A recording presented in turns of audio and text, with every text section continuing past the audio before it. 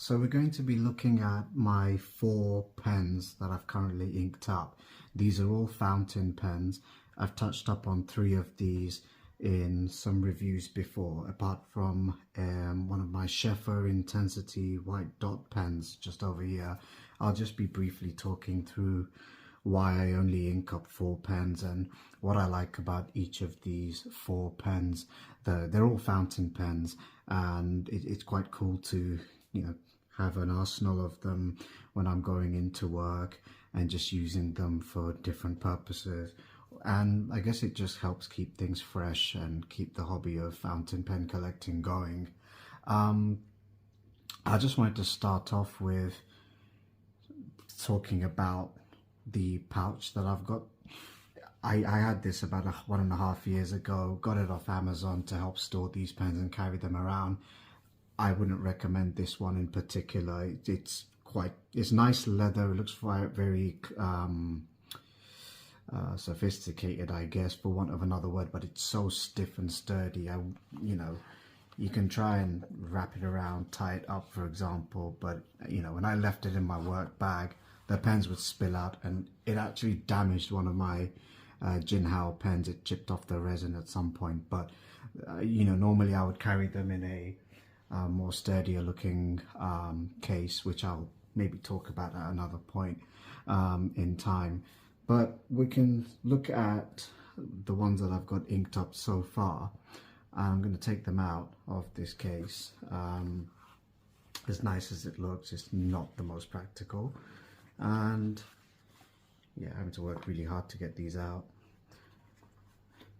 I only ever ink up 4 pens at a time because given demands of work and just life in general, it is quite hard to write quite a fair bit apart from at work.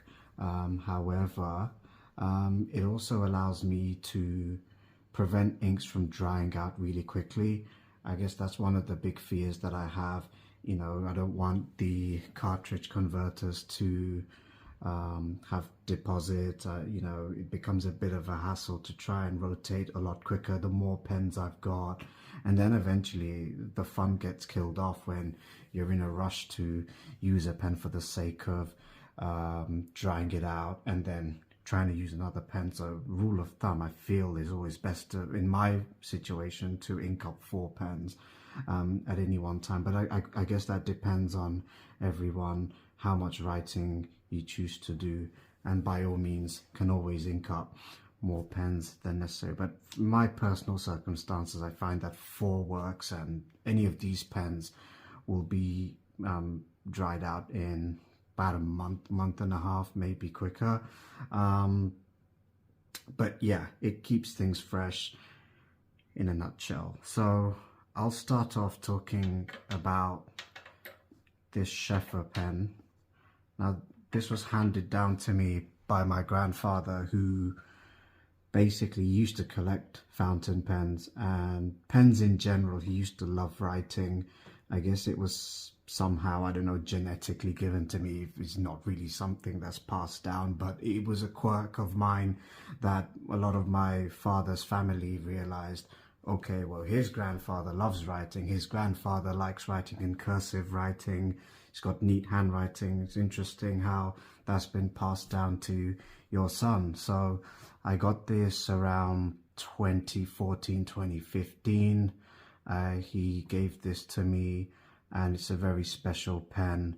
I don't really know what more to say, but unfortunately he's passed away, and this is one of the things that I have to remember him and honor his writing tradition through myself. When I got this pen, interestingly enough, he'd already used up the Shepherd cartridge that it came with, and I always wondered how on earth to fill that up. But luckily it came with a cartridge converter, and I have this inked up in Imperial Purple. One of the most insane things about this pen, and ironically, given how special this pen is for me, I've always overlooked it. I mean, I left it in my pen cabinet for months on end whilst it was inked up. However, every now and then I'd make a conscious effort to just do a bit of writing, just to let that ink flow, and it never, ever dries up. I have never had it drying on me. It writes superbly. You know, don't want to get into a review for this pen just yet, but I think this is coming up very, very soon. It's so dependable. I think it speaks for the Shefa brand. I mean, absolute workhorse. Leave it in months on end, and I'm just surprised it has never dried. It never skipped. I mean, this pen is easily, I think, above 20 years old. My grandfather must have got it way back in America when he visited family over there and picked up this pen. I'm now using it a lot more at work, and I guess the ink flow would be more thankful for it, but this thing never dries up. So if you can find this anywhere, definitely worth a buy. Definitely worth a buy.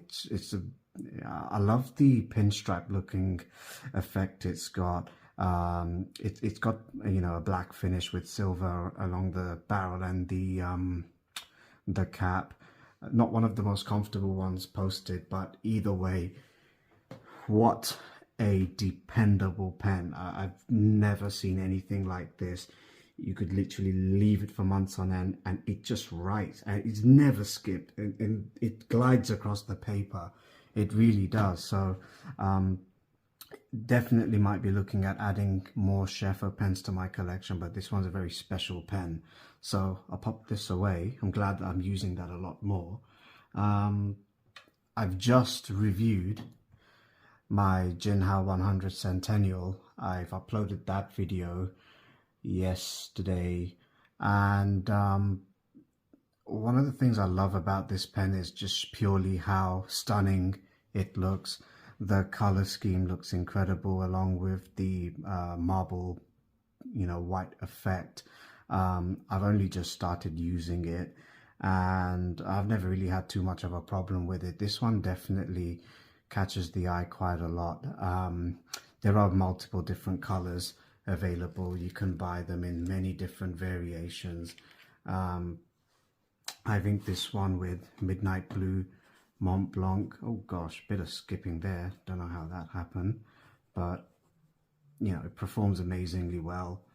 No major concerns with the skipping at all. I think the big thing about this pen is purely how stunning it looks. And yeah, standard Jinal nib, can't complain about that. And definitely check out the review of mine on this pen. I've just uploaded that yesterday. But yes, it adds more color to my fountain pen collection, and the set of 4 pens that I've got going on for me right now. I'm going to be using this for a fairly long time, just purely because it's pleasing to the eye. It's definitely a very unique pen. So I'll pop that aside. I've been using the Killnovo Barack for ever since I've reviewed it. This was the first pen I reviewed. It's on my channel. I wasn't so sure about this pen when I first held it. I received it by post from cultpens.com, just because it caught my eye when I was watching a video on the London Pen Show, and I just loved the Turkish looking design and the cigar shape. It looks absolutely unique. You got the roll stop on the cap, which certainly is very handy. It's one of the few pens I have that doesn't have a clip. Again, you know, there have been a couple of weeks where I haven't used it at work or at home, but the ink flow has never been an issue for me. I think it is very soon to dry out though, given how long I've had it and how time to time I am using it. I've got this inked up in Diamine Espresso. It's just such a nice colored ink, and I'm going to continue using that with the Diamine Espresso ink. Again, it's a really lovely looking pen. One pen that I find is so unique. It adds some diversity to my collections. I feel like if you really want to enjoy the habit of collecting fountain pens, or the hobby of collecting fountain pens, you know, there are a lot of people that lean towards specific styles of pens or specific brands. You know, there's a lot of people that love Quaco's, you know, which is incredible pen on its own right. I have yet to own one actually. I know some people that just love converter. They're called pens which, you know, you can see the ink. There's a distinct name for it. Certain specific brands. Me, on the other hand, I'm someone that prefers to try and look for nice, unique looking designs. It's the color of the pen that also gets to me and what I can match it up with. But I guess when I see a pen in person, it's more about the feel at times. But sometimes you can't always feel a pen. You just see something on the internet and that's it. Boom, purchase it. There you go. But it's such a unique design. I am going to the London Pen Show in March 2024. And I'm going to be keeping a very, very keen eye on Kilt. They've got some amazing looking stuff on their website. They are releasing more and more pens.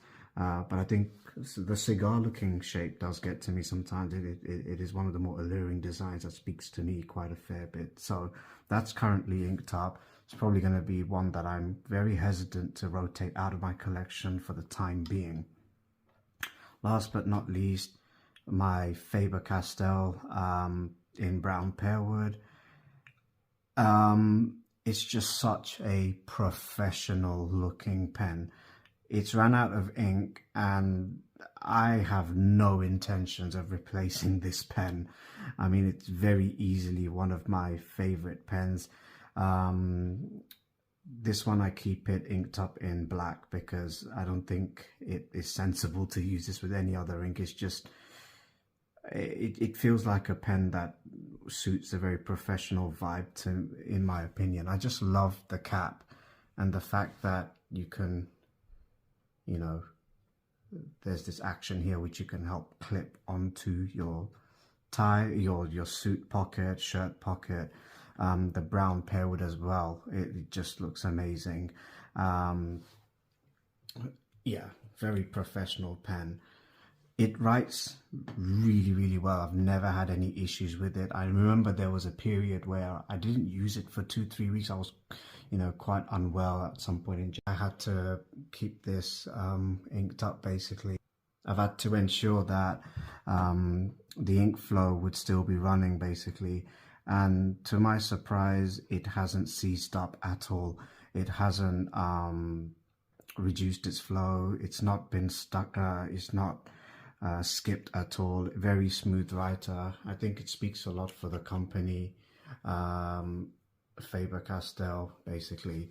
Again, it looks incredible. It's not one pen that I feel like rotating out of my collection, to be honest, or out of my pens that are currently inked up. So I know for a fact that the Kilk and this pen would be in my inked batch for a fairly long while. It's going to take a lot to knock this one off from what I have inked up currently. So that's the state of the situation right now with these 4 amazing pens. Like I say, I think the Shefa is just an incredible workhorse. You could leave this thing hanging for a long while. The ink has never ever dried out on me. The only one mild criticism I'll have of this is if you leave the pen uncapped for a long period of time, eventually it does start drying out. But I guess if you start to force the ink out of the converter, your ink flow will start gradually getting a lot more smoother. But yeah, I mean, it surprises me to this day how fluid it is after not using it for a long while. So there you go guys, definitely like and subscribe. I will be coming back and probably displaying a video of my entire collection so far. I think I might hold fire on purchasing any new pens for the time being until the London Pen Show. I've never been to one of these things before, so it'll be interesting to see what kind of stuff I see and what kind of things I pick up and what my pen haul would be like then. But currently at the moment, I've been eyeballing a few Hongdian pens, which you can get them relatively inexpensively on Amazon. They're looking at coming out with some really interesting funky designs, so might see to that at some point. But yeah, this is the current lineup of pens that I've got inked up. Do like and subscribe.